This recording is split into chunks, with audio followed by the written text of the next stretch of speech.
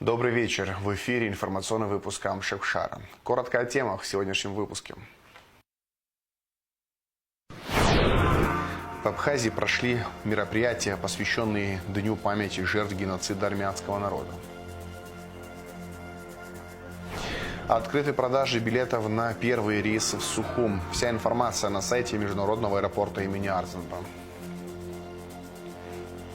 С 1 мая начинается регулярное сообщение Меретинский курорт Сухум. Сотрудники АЖД готовятся к приему электропоезда. От нашей с вами поддержки зависит, сможет ли проект ВААК «Игры народа Абаза» пройти в финал всероссийского конкурса «Ты в игре». –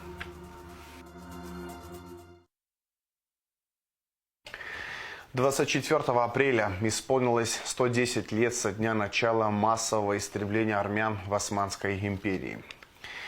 Около 1,5 миллиона человек или около половины всех армян мира на тот период были физически истреблены.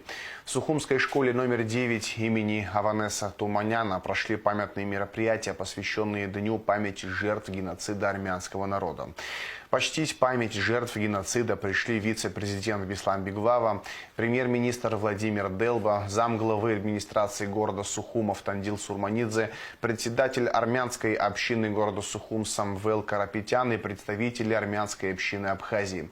В памятных мероприятиях участвовала и наша съемочная группа. Репортаж Кундышова. «Помню и требую». Под таким лозунгом ежегодно в Абхазии проводятся памятные мероприятия, посвященные Дню памяти жертв геноцида армянского народа. В Сухуме памятные мероприятия начались с утра в школе номер 9 имени Аванеса Туманяна. Ученики подготовили программу, отразившую трагедию армянского народа.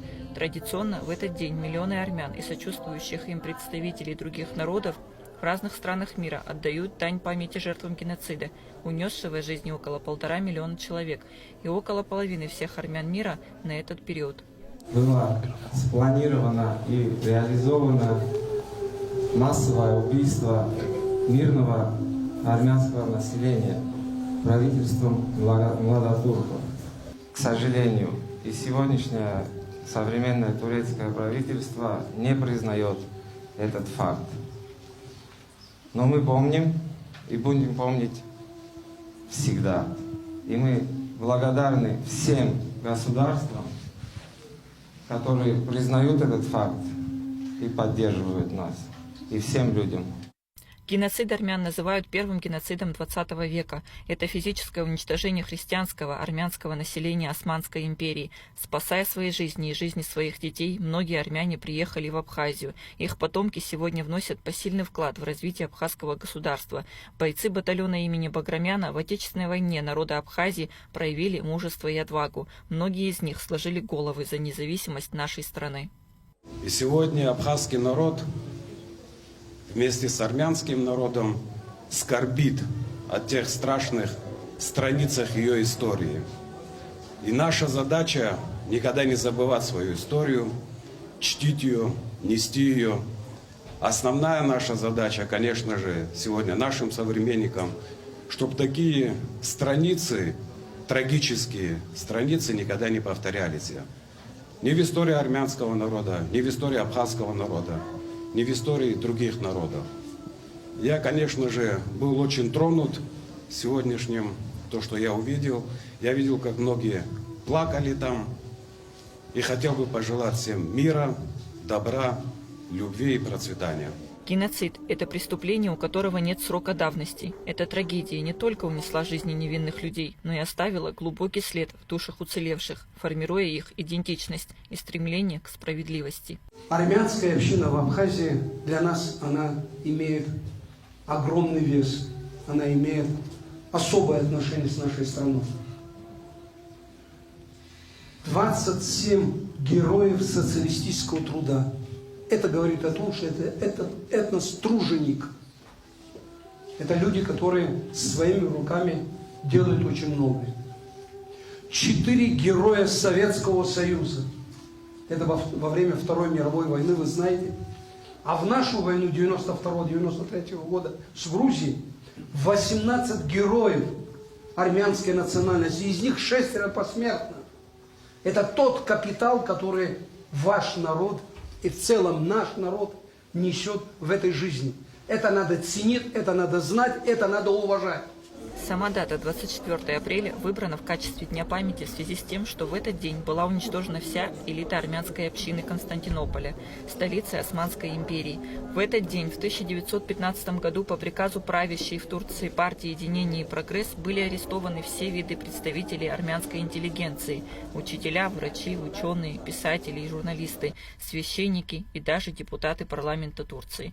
Арестованных без суда и следствия отправляли в пустыню. Часть депортированных была убита в пути, другие – по прибытию в места назначения. В целом в событиях того периода погибло около 1,5 миллиона армян, причем гонениям и пыткам подвергались все без разбора. Это женщины, дети, старики, мужчины. И поэтому у армян всего мира 1915 год ассоциируется со скорбью, с трагедией. Завершилось мероприятие траурным шествием к морю. Его участники опустили в воду цветы в память о жертвах геноцида. По всей стране прошли мероприятия, посвященные этой скорбной дате. Кундашова Алексея Гухава, Абхазское телевидение. Президент Абхазии Бадыр Агунба обратился к народу в День памяти жертв геноцида армян. Армянская община, появившаяся здесь после трагических событий того периода, стала неотъемлемой частью нашей страны. Для их потомков наша Абхазия стала родиной, и они активно участвуют в становлении и развитии абхазского государства. Пусть память о жертвах живет вечно, а новые поколения помнят уроки истории, говорится в обращении. Спикер парламента Лаша Ашуба от имени Народного собрания выразил соболезнования армянскому народу в связи с Днем геноцида армян. Сегодня мы склоняем голову в память о жертвах геноцида и выражаем слова поддержки их потомкам. Абхазскому народу близка и понятна скорбь армянского народа.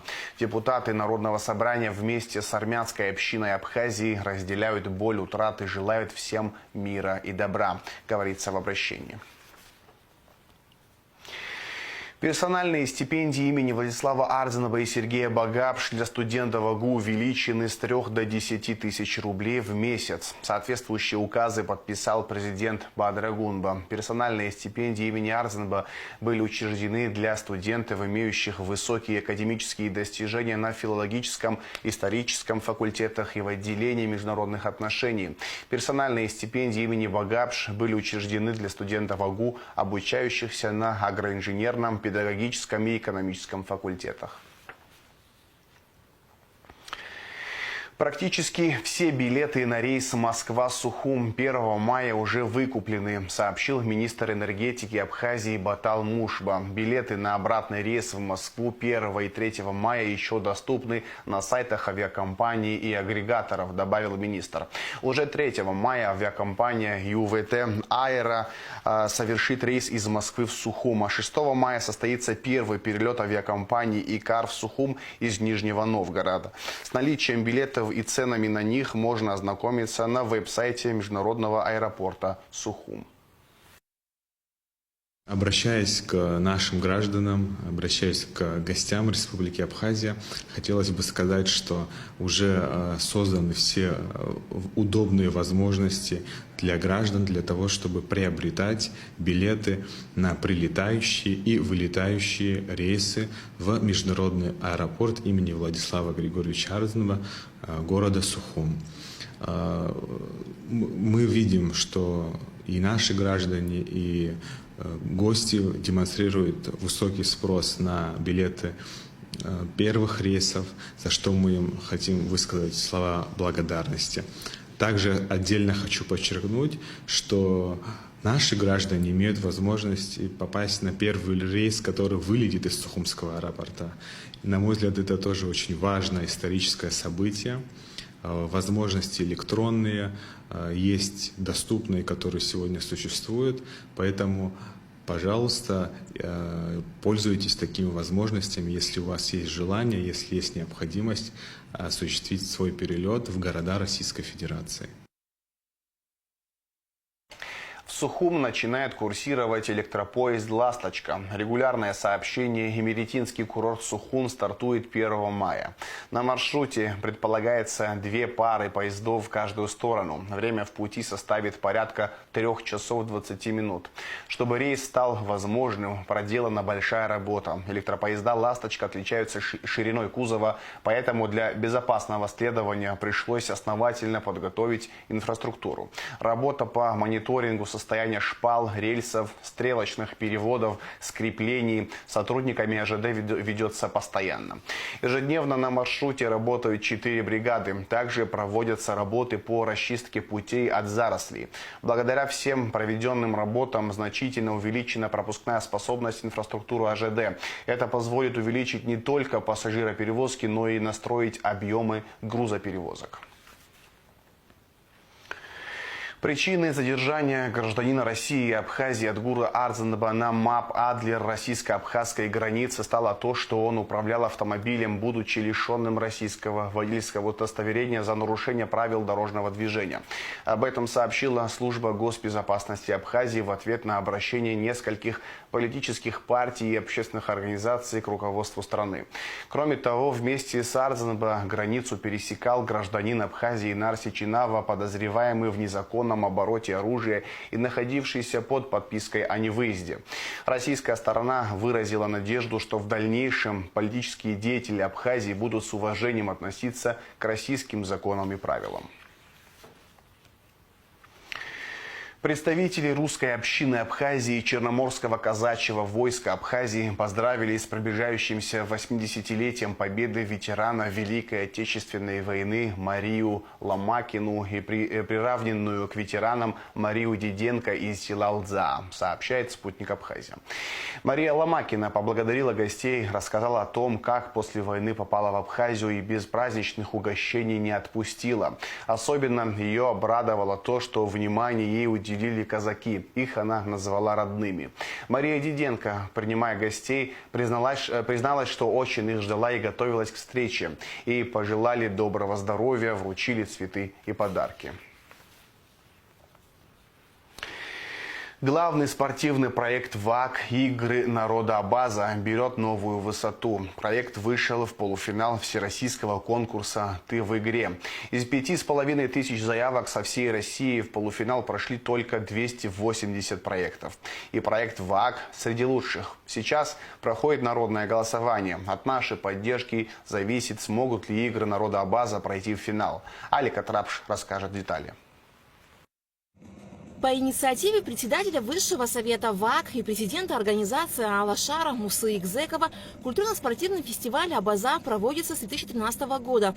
В его рамках ежегодно проводятся игры народа Абаза. В программу игр входят такие виды спортивных дисциплин, как бег, мини-футбол, волейбол, стрельба, стрельба из лука, перетягивание каната, армстрейлинг, соревнования по лазанию на столб, гиревой спорт, троеборье, прыжки в длину.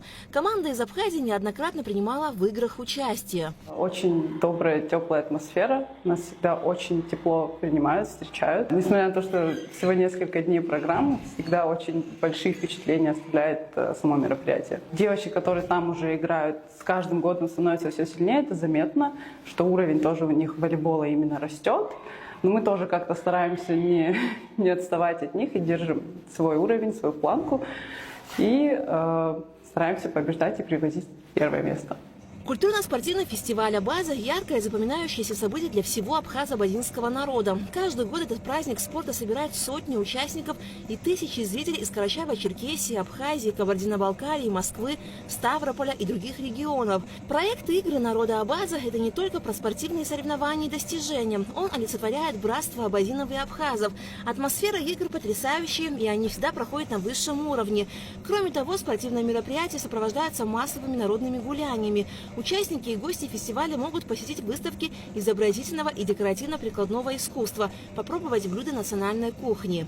Вообще для всего народа Абаза это самое главное мероприятие в году. Все абазины, абхазы, те люди, которые не видятся месяцами, они все могут увидеться там, потому что спортивные мероприятия – это главная часть, но намного важнее и главнее это когда люди видятся, когда они проводят вместе время. Очень-очень важно. Вообще незаменимый момент. Главный спортивный проект ВАК берет новую высоту. Проект «Игры народа Абаза» вышел в полуфинал всероссийского конкурса «Ты в игре». Из 5500 заявок со всей России в полуфинал прошли только 280 проектов. И проект ВАК среди лучших. Сейчас проходит народное голосование. Именно от нашей поддержки зависит, сможет ли проект культурно-спортивного фестиваля «Абаза» пройти в финал. Хотел бы, чтобы все мы усиленно начали голосовать за Абаза игры, потому что я считаю, что его нужно выводить на прям каждый год, чтобы этот турнир существовал, чтобы эти игры существовали. И я считаю, что нужно голосовать. Я с удовольствием проголосую. Сам лично, если есть возможность такая. И каждого из вас призываю к такому прекрасному голосованию. Друзья, это очень важный момент. Такие мероприятия должны жить и должны развиваться, и поэтому в наших руках сегодня сделать так, чтобы просто перейти по ссылочке, проголосовать и вывести в лидеры Абаза игры. Я еще сама не проголосовала, но обязательно проголосую, потому что это нужно сделать для того, чтобы это мероприятие было более масштабным и наш народ смог объединяться. Всех тоже призываю голосовать обязательно. Проголосовать за проект ВАК «Игры народа Абаза» могут все желающие на официальном сайте «Ты в игре». Голосование продлится до 5 мая включительно. Аля Катрапш, Абхазское телевидение.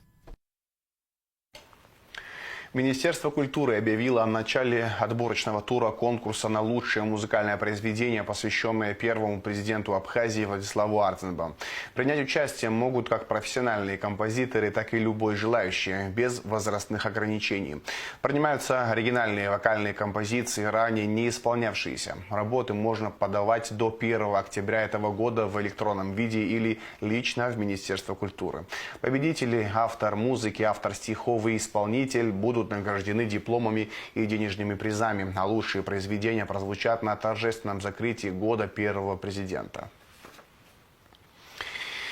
В завершении выпуска расскажем о погоде. В пятницу, 25 апреля, в Абхазии днем временами дождь, возможно гроза, туман. Температура воздуха ночью 9-14, днем 14-19. Температура морской воды плюс 12 градусов.